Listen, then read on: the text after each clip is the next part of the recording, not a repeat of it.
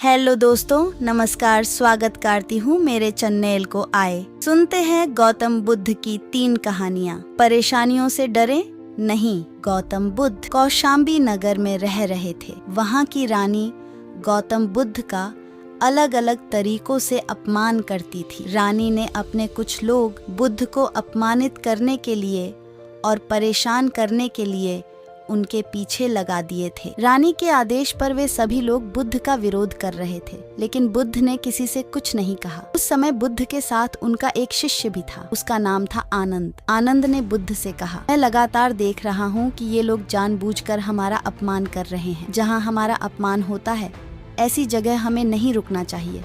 बुद्ध ने आनंद से पूछा, हम कहाँ जाएंगे?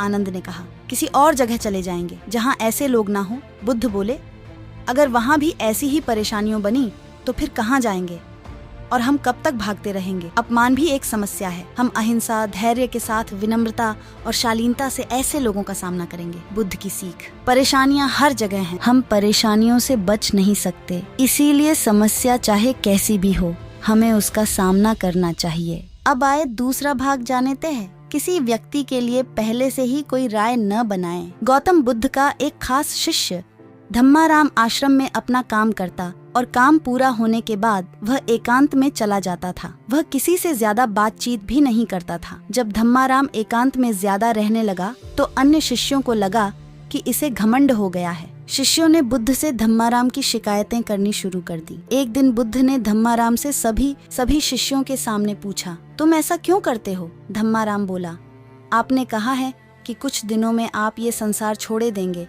तो मैंने ये विचार किया है कि जब आप चले जाएंगे तो हमारे पास सीखने के लिए क्या रहेगा। इसीलिए मैंने ये तय किया कि मैं एकांत और मौन को समझ लूं, ठीक से सीख लूं। ये 2 काम आपके जीते जी मैं करना चाहता हूँ। बुद्ध ने अन्य शिष्यों से कहा, तुम सभी ने देखा कुछ और समझा कुछ। तुम्हारी आदत है कि तुम दूसरों की बुराई करते हो, इसीलिए तुम सभी ने धम्माराम की अच्छी बात को भी गलत रूप में लिया।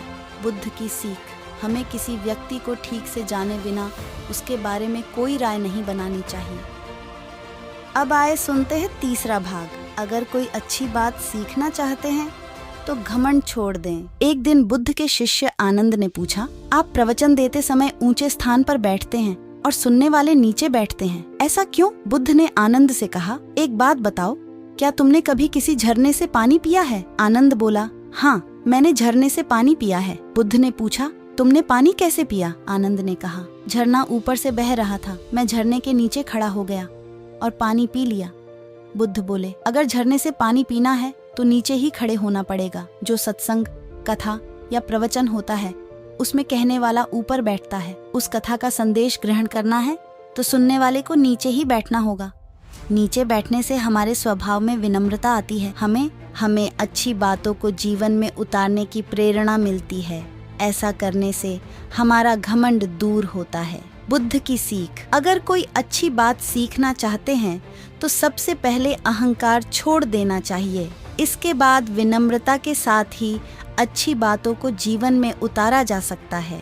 बुद्ध देव के 3 कहानी आप लोगों को कैसे लगा? अगर अच्छे लगे तो हमें कमेंट करें, लाइक और सब्सक्राइब करें।